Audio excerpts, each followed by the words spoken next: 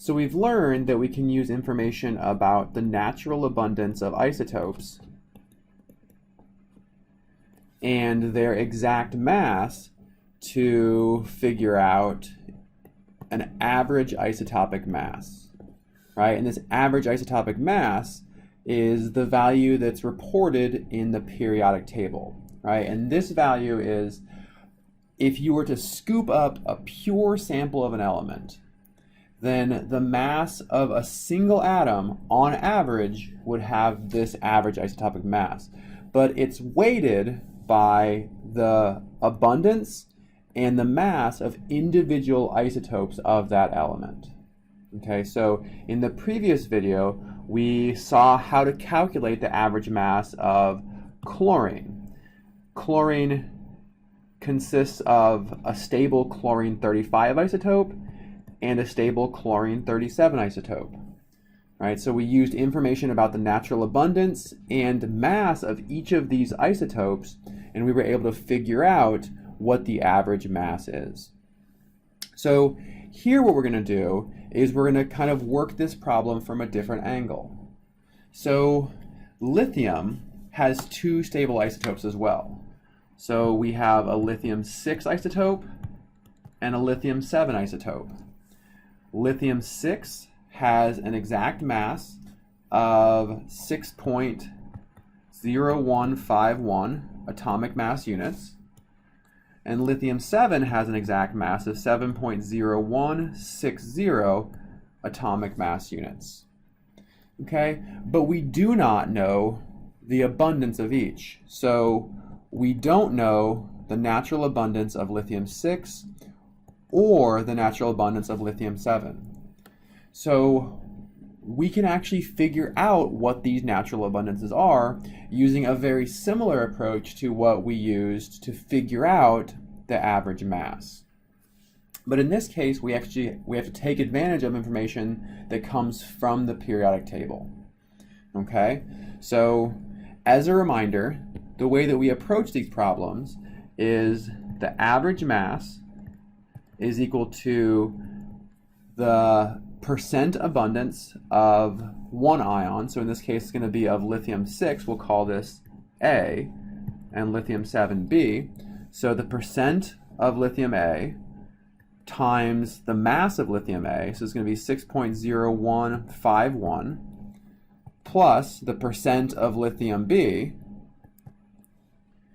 times 7.0160. So we take the natural abundance of lithium-6 times its exact mass plus the natural abundance of lithium-7 times its exact mass. But in this situation, we actually have three unknown values. The unknown of the average mass and the two isotopic abundances. So we have three unknowns. We can very quickly narrow this down to having two unknowns.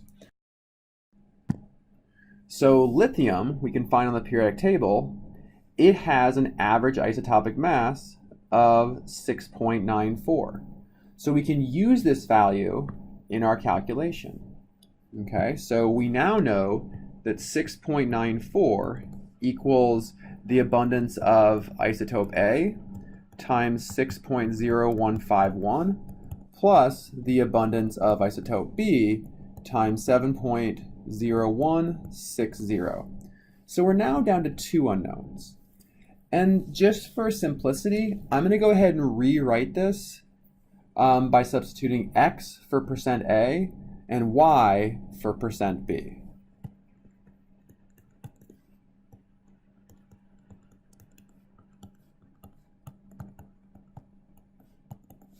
Right, so we have two variables here. We have a variable X and we have a variable Y.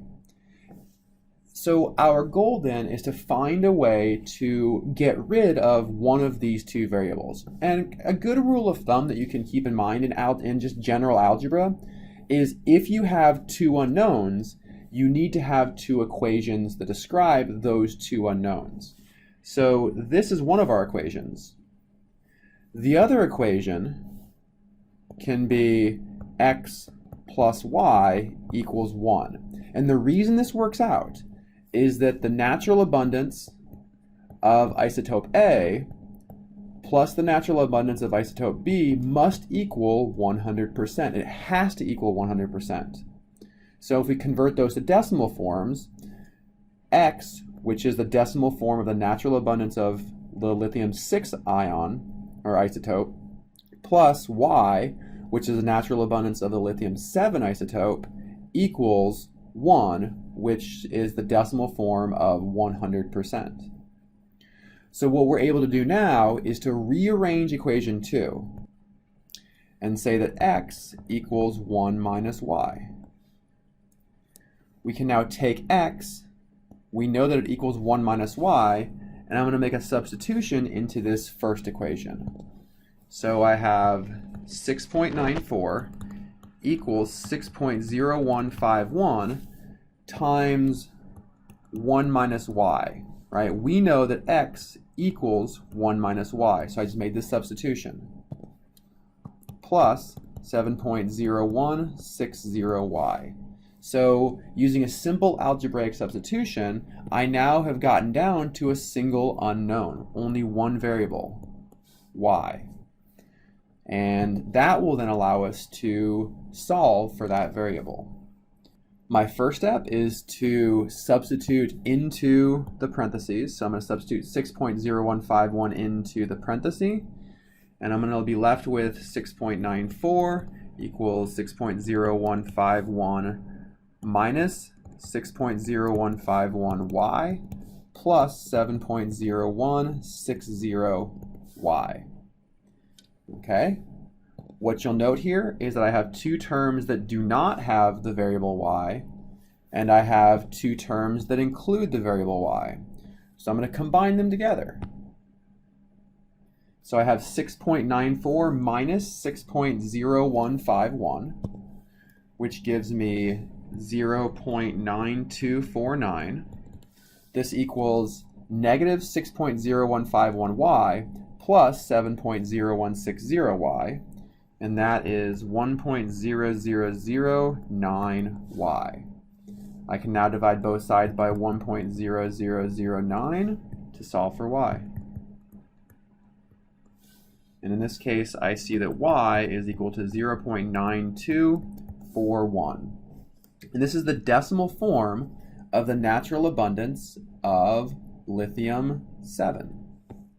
Right? Y here was the natural abundance of B, and B was lithium-7.